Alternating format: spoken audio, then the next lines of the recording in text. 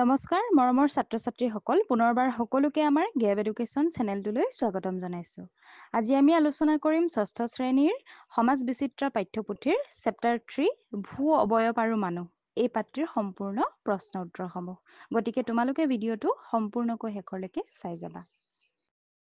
এতিয়া চাওঁ আহা আমি প্ৰশ্ন উত্তৰসমূহ। প্ৰথমে ইয়াত তোমালোকৰ অনুশীলনী 1ত দিয়া আছে তলৰ প্ৰশ্নবোৰৰ উত্তৰ দিয়া। এতিয়া কটো চোৱা পৃথিৱীৰ কোন অংশত প্ৰধান ভূ অবয়ববোৰ দেখা যায়? উত্তৰত লিখিবা পৃথিৱীৰ ভূপৃষ্ঠত তথা স্থলভাগ আৰু জলভাগত প্ৰধান ভূ অবয়ববোৰ দেখা যায়। এতিয়া খ নম্বৰটো চোৱা ইয়াত দিছে স্থলভাগত পোৱা প্ৰধান ভূ অবয়ববোৰৰ নাম লিখা। উত্তৰ লিখিবা স্থলভাগত পোৱা প্ৰধান ভূ অবয়ববোৰৰ নাম হৈছে পৰ্বত পাহাৰ, মালভূমি, সমভূমি আৰু উপত্যকা। আমি প্ৰধান ভূ অবয়ববোৰ স্থলভাগ আৰু জলভাগত দুইটাতে দেখা পাওঁ। ইয়াত স্থলভাগৰ কথা সুধিছে আৰু জলভাগত আমি কি পাওঁ? নদ-নদী, সাগৰ, মহাসাগৰ ইত্যাদি। এতিয়া গ নম্বৰটো চোৱা পৰ্বত আৰু মালভূমিৰ মাজৰ পাৰ্থক্য উল্লেখ কৰা। উত্তৰ লিখিবা পৰ্বত আৰু মালভূমিৰ মাজৰ পাৰ্থক্য হৈছে পৰ্বত বহুত ওখ হয় কিন্তু মালভূমি বেছি ওখ নহয়। আৰু দ্বিতীয়তে পৰ্বতৰ থিয় শিখৰ থাকে কিন্তু মালভূমিৰ ওপৰভাগ প্ৰায় সমতল বা সমান। এতিয়া ঘ নম্বৰটো চোৱা সমভূমি কেনেকৈ গঠিত হয়? উত্তৰ লিখিবা জান-জুৰিৰ বুৱতী পানীয়ে উচ্চভূমিৰ পৰা শিল, বালি, মাটি আদি উটুৱাই নি নিম্নভূমি অঞ্চলত জমা কৰে আৰু যুগ যুগ ধৰি চলি থকা এনে কাৰ্যৰ ফলতে উচ্চ ভূমিসমূহ ক্ষয়প্ৰাপ্ত হৈ সমভূমিৰ সৃষ্টি হয়। এতিয়া অঙ নম্বৰটো চোৱা মালভূমি অঞ্চলৰ বৈশিষ্ট্য কি? উত্তৰত লিখিবা মালভূমি অঞ্চল উচ্চভূমি কিন্তু ইয়াৰ উপৰিভাগ বহল আৰু সমান। সাধাৰণতে এই অঞ্চলবোৰ খনিজ সম্পদত সমৃদ্ধ। তাৰ পিছৰটো চোৱা পাৰ্বত্য অঞ্চলত জনবসতি কিয় হেৰেঙা? উত্তৰ লিখিবা পাৰ্বত্য অঞ্চলবোৰ সাধাৰণতে শিলাময় হয় আৰু থিয় ঢালযুক্ত। আৰু ভূ-প্ৰকৃতি ঠাণ্ডা বতাহ লগতে ইয়াত কৃষি কাৰ্য আৰু গৃহ নিৰ্মাণৰ বাবে ভূমিৰ অভাৱ আদি কাৰণতেই পাৰ্বত্য অঞ্চলত জনবসতি হেৰেঙা হোৱা দেখা যায়। এতিয়া 2 নম্বৰ প্ৰশ্নটো চোৱা ইয়াত দিছে পৰ্বত পাহাৰে মানুহক কিদৰে সহায় কৰে বহলাই লিখা। আমি উত্তৰ লিখিব লাগে পৰ্বত পাহাৰেনো আমাক কিদৰে সহায় কৰে। এতিয়া উত্তৰত লিখিবা পৰ্বত পাহাৰ প্ৰাকৃতিক জলবায়ু নিয়ন্ত্ৰণত সহায় কৰে। পৰ্বত পাহাৰে মানুহৰ জীৱনত বহুমুখীভাৱে সহায় কৰে। ইয়াক বহু ধৰ্মীয় গোটেই পবিত্ৰ স্থান হিচাপে ভাবে আৰু বহু পৰ্বতীয় অঞ্চল পৰ্যটকৰ বাবে আকৰ্ষণৰ কেন্দ্ৰবিন্দু হৈ উঠে। ইয়াত বহু নদীৰ উৎস দেখা যায় আৰু এই নদীয়ে পানীৰ উৎস হিচাপে কাম কৰে। আৰু পৰ্বত অঞ্চলত হিমবাহ থাকে যাৰ পৰা গলিত পানী বহু ঠাইত পানী যোগান ধৰে। আৰু ইয়াত বিভিন্ন ধৰণৰ বনজ সম্পদ, ঔষধি গছ পুলি আৰু খনিজ পদাৰ্থও পোৱা যায়। লগতে এই স্থানবোৰ পশুপালন আৰু সীমিত কৃষি কাৰ্যৰ বাবে উপযোগী হয়। এতিয়া 3 নম্বৰ প্ৰশ্নটো চোৱা নদী, পাহাৰ আদি ভূ অবয়ব দেখুৱাই এখন ছবি আঁকা। আমি এখন চিত্ৰ আঁকিব লাগে তাত নদী আৰু পাহাৰ দেখুৱাব লাগে। এটা প্ৰাকৃতিক দৃশ্যই হৈ যায় এইটো। তাৰপিছতে অনুশীলনী 2ত চাওঁ আহা তলৰ প্ৰশ্নবোৰৰ উত্তৰ দিয়া। কটো হৈছে জলমণ্ডল কাক বোলে? উত্তৰ লিখিবা জলমণ্ডল বুলিলে পৃথিৱীৰ ওপৰত থকা পানী তথা সাগৰ, মহাসাগৰ, নদী, হ্ৰদ, হিমবাহ, ভূগৰ্ভস্থ পানী আদিৰে গঠিত সকলো অংশকে বুজোৱা হয়। এতিয়া খটো চোৱা পৃথিৱীৰ গভীৰতম অংশৰ নাম কি? উত্তৰ লিখিবা পৃথিৱীৰ গভীৰতম অংশটোৰ নাম হৈছে মেৰিয়ানা খাট।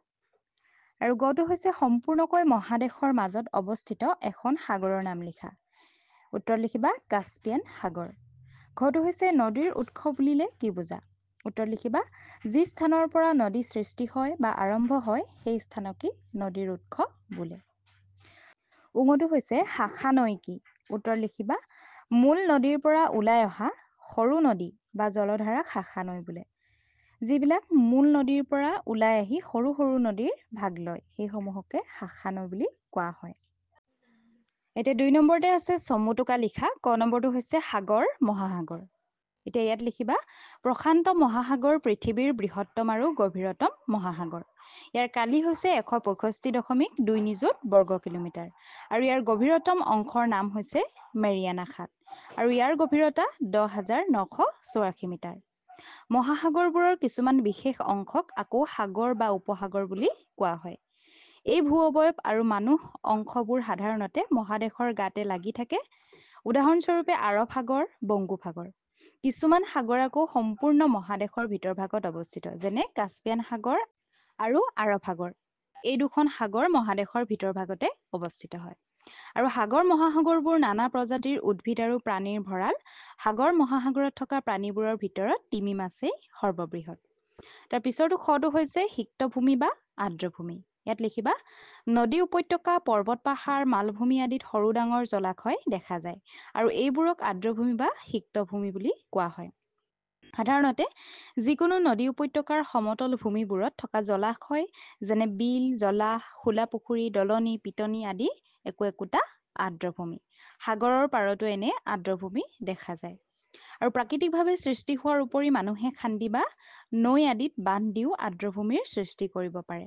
আৰু আৰ্দ্ৰভূমিবোৰ বছৰটোৰ বেছিভাগ সময় সিক্ত বা জলমগ্ন হৈয়ে থাকে। আৰু এইবোৰত জলজ উদ্ভিদ আৰু মাছ, কাছ প্ৰচুৰ পৰিমাণে দেখা যায়। আৰু আৰ্দ্ৰভূমিবোৰলৈ পৰিভ্ৰমী চৰাইবিলাক আহে, সেয়েহে এইবোৰ পৰ্যটকৰ আকৰ্ষণৰ কেন্দ্ৰ হৈ পৰে। এতিয়া গটো চোৱা, ইয়াত আছে নদ-নদী। নদ-নদী লিখিবা ভূপৃষ্ঠত উচ্চভূমিৰ পৰা নিম্নভূমিলৈ বিশেষ পথেৰে প্ৰবাহিত হৈ থকা জলধাৰাক নদী বা ৰিভাৰ বুলি কোৱা হয়। সাধাৰণতে বৰষুণ, বৰফ গলা পানী আৰু ভূগৰ্ভৰ পৰা নিগৰি অহা পানীয়ে নৈৰ সৃষ্টি কৰে। আৰু নদীৰ উৎস পৰ্বত, পাহাৰ, মালভূমিৰ দৰে উচ্চভূমি হ'ব পাৰে। আৰু ব্ৰহ্মপুত্ৰ নদী চীন দেশৰ তিব্বত মালভূমিৰ তামচুক খাম্বাব হিমবাহৰ পৰা ওলাই আহিছে। যি ঠাইৰ পৰা নদীৰ জলধাৰা আৰম্ভ হয় তাকেই নদীৰ উৎস বুলি কোৱা হয়। আৰু কোনো এখন নদীলৈ যিমান ঠাইৰ পৰা পানী আহে সেই গোটেইখিনি ঠাইকে নদীখনৰ অৱবাহিকা বুলি কোৱা হয়। এতিয়া তাৰ পিছৰটো হৈছে হ্ৰদ। ইয়াত লিখিবা স্বাভাৱিকতে চাৰিওফালে স্থলভাগে আগুৰা জলভাগকে হ্ৰদ বোলা হয়। আৰু পৃথিৱীৰ বিভিন্ন ঠাইত বিভিন্ন আকৃতিৰ হ্ৰদ দেখা যায়। সেইসমূহ হৈছে ৰাছিয়াৰ বৈকাল হ্ৰদ হ'ল পৃথিৱীৰ আটাইতকৈ গভীৰ হ্ৰদ। আৰু আকাৰত বিশাল হ্ৰদক সাগৰ বুলিও অভিহিত কৰা হয়। উদাহৰণস্বৰূপে কাস্পিয়ান হ্ৰদ, যাক সাগৰ বুলি কোৱা হয়। বৰষুণ, হিমবাহ, নৈ, ভূগৰ্ভৰ পানী আদি বিভিন্ন উৎসৰ পৰা হ্ৰদলৈ পানীভাগ আহে।